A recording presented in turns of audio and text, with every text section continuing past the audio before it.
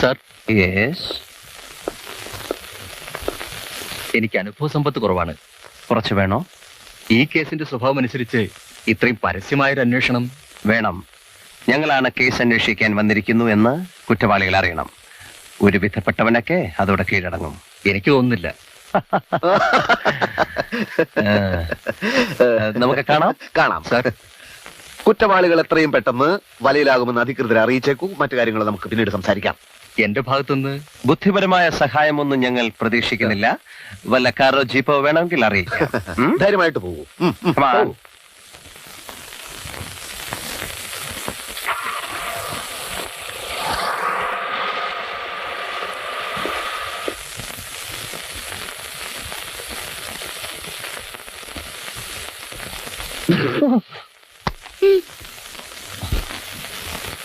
കൊല നടന്ന വീടായിരിക്കുമെന്ന് ഞങ്ങൾ വിചാരിച്ചു. ഞങ്ങൾ വന്നിറങ്ങിയ ഉടനെ ഞങ്ങളെ ആക്രമിക്കാൻ വന്ന ഭീകരനാണ് നിങ്ങളെന്ന് കരുതി. സിഐഡികൾക്ക് ആരെയും എപ്പോഴും സംശയിച്ചേ പറ്റൂ. ഇത്രയും ക്രൂരമായിട്ട് എന്റെ ഭാര്യ പോലും എന്നെ തല്ലിയിട്ടില്ല. ഞാൻ എതിരാളികളോട് ഏറ്റുമുട്ടുമ്പോൾ എന്റെ ഓരോ ഇടിക്കും ഓരോ ക്വിന്റൽ വെയിറ്റ് കാണും. ഞാൻ കൂടി ഇടിച്ചിരുന്നെങ്കിൽ അത് 2 കിൻഡലായനെ. ഇപ്പൊ 3 കിൻഡലായി. എന്ത്? ഈ ഒരു കൈ. I am sorry. സാരമില്ല. തല്ല് കിട്ടുന്നത് ഇതാദ്യമായിട്ടല്ല. പക്ഷെ എന്നെ തല്ലിയിട്ടുള്ളവരും മിക്കവരും മരുന്ന് മേടിക്കാനാണെന്നും പറഞ്ഞ് എനിക്ക് ഒരുപാട് രൂപ തരാറുണ്ട്. രൂപ ഞാനും തരാം. നിങ്ങൾ കാരണം വന്നപ്പോൾ തന്നെ ഇടിയിലൊരു പ്രാക്ടീസ് കിട്ടിയല്ലോ. യെസ്. ആദ്യം ഒരു ചായ ഉണ്ടാക്കി കൊണ്ടുപോവാ. സാറിന് മനസാക്ഷിയുണ്ടോ? കൂടുതലില്ല. തീരെയില്ല. ഇനി ഒരു 3 ദിവസത്തേക്ക് ഈ കൈ അനക്കാൻ നോക്കൂ. എന്ന് പറഞ്ഞ സിഐഡികൾക്ക് പട്ടിണി എടുക്കാൻ സാരമില്ല. പാവം പോയി റെസ്റ്റ് എടുക്കട്ടെ. നമുക്ക് ഇന്നത്തെ ഭക്ഷണം ഹോട്ടലിൽ നിന്നാകാം. അതെ.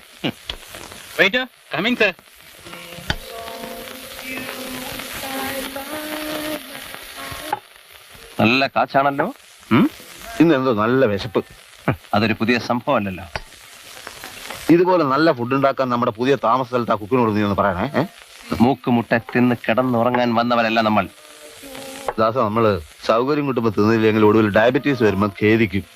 ഇങ്ങനെ കഴിച്ചാൽ അതിനു മുമ്പ് തന്നെ ഖേദിക്കാം.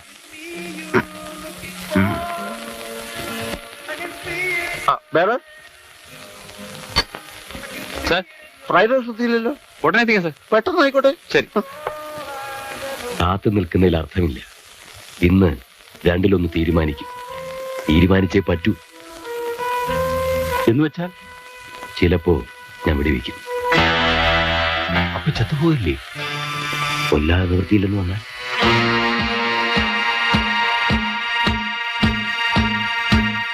പഴയ കാര്യങ്ങളൊക്കെ ആലോചിക്കുമ്പോ ഇപ്പൊ ചിരിക്കാനാ തോന്നുന്നത്. നമ്മുടെ ചോര കൊണ്ട് മാത്രം മദിരാശിയിൽ എത്ര മൂട്ടകളാ ജീവിച്ചതല്ലേ. അതെ. പാൽക്കാരത്തെരുവിലെ കൊതുകൾക്കെല്ലാം ഉത്സവമല്ലായിരുന്നു. എല്ലാ നാണയത്തിനും 2 വശമുണ്ട് വിജയ. ഉണ്ടോ? പിന്നെ സുഖമുണ്ടോ ദുഃഖമുണ്ട്, കയറ്റമുണ്ടോ ഇറക്കമുണ്ട്, കണ്ണീരിന്റെ തൊട്ടടുത്ത് പുഞ്ചിരിയുണ്ട്. ഇപ്പോഴീ പോലീസ് ഉദ്യോഗസ്ഥന്മാർക്കൊക്കെ നമ്മൾ എന്തൊരു ബഹുമാന. സിഐഡി ജോലി ഒരു സുഖമുള്ള ഏർപ്പാട് തന്നെയല്ലേ. ആ കേസുകളും തെളിയിക്കണം. അത് തെളിയിക്കാം. ഇന്നത്തെ നമ്മുടെ എല്ലാ നീക്കങ്ങളും വളരെ വളരെ കറക്റ്റ് ആയിരുന്നില്ലേ? നിന്റെ കുറെ വിഡ്ഢിത്തരങ്ങൾ ഒഴിച്ചാൽ എന്റെ ഭാഗം എല്ലാം കറക്റ്റ് ആയിരുന്നു. ഓഹോ. അപ്പൊ കൊലപാതകയെ കണ്ടുപിടിക്കാനുള്ള തുമ്പുകളൊക്കെ കിട്ടിയിട്ടുണ്ടോ ആവോ? സാറിന് വല്ല തുമ്പും കിട്ടിയിട്ടുണ്ടോ? കിട്ടിയെങ്കിൽ എനിക്കും കിട്ടി.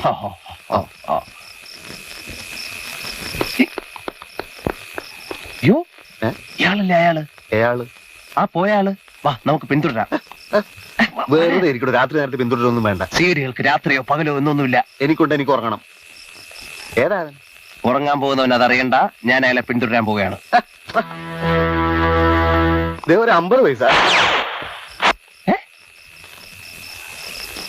ഈ നേരത്തെ ആരാ പടക്കം പൊട്ടിക്കുന്നത്? വിഷു കഴിഞ്ഞില്ലേ? പടക്കോ? ദീപാവലി ആയിരിക്കും അല്ലേ? അതെ, ഒരു വെടിയുടെ ശബ്ദമായിരുന്നോ? നീ തോക്കെടുത്തോ? ഭക്ഷണം കഴിക്കാൻ പോകുമ്പോ ആരെങ്കിലും തോക്കെടുക്കുവോ? നമ്മളെ ആരോ വെടിവെച്ചതാ. ഇവിടെ കൂടെ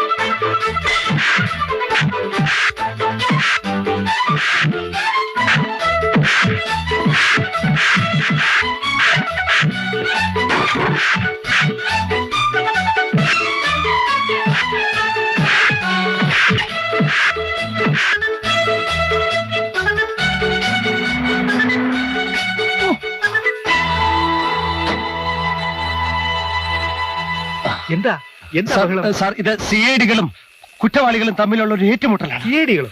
ഏത് സിഐഡികള്? സിഐഡികൾ ഞങ്ങൾ തന്നെ. ഓഹോ, ഇത് വളരെ മോശപ്പെട്ട ഒരു സ്ഥലമാ. ഇവിടെ നിൽക്കുന്ന അപകടമാ. വേഗം വണ്ടിയിലോട്ട് കയറിക്കോ. പോകാം.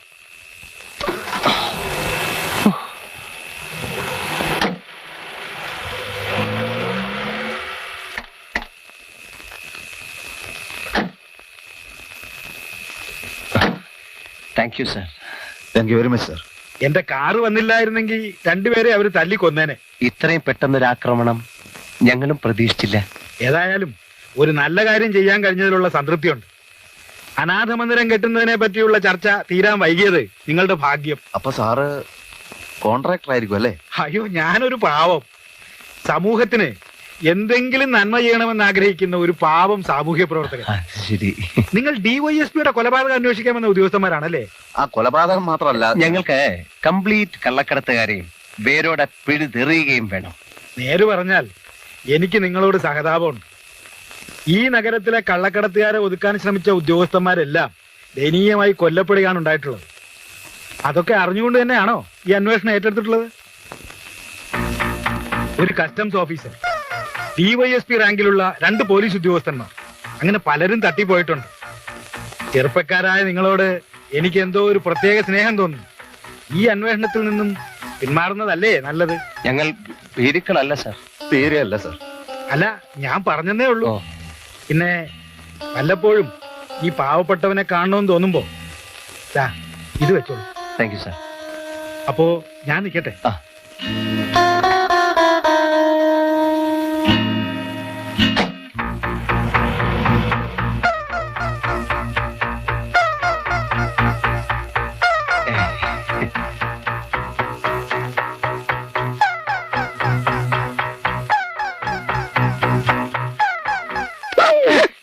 സോറി.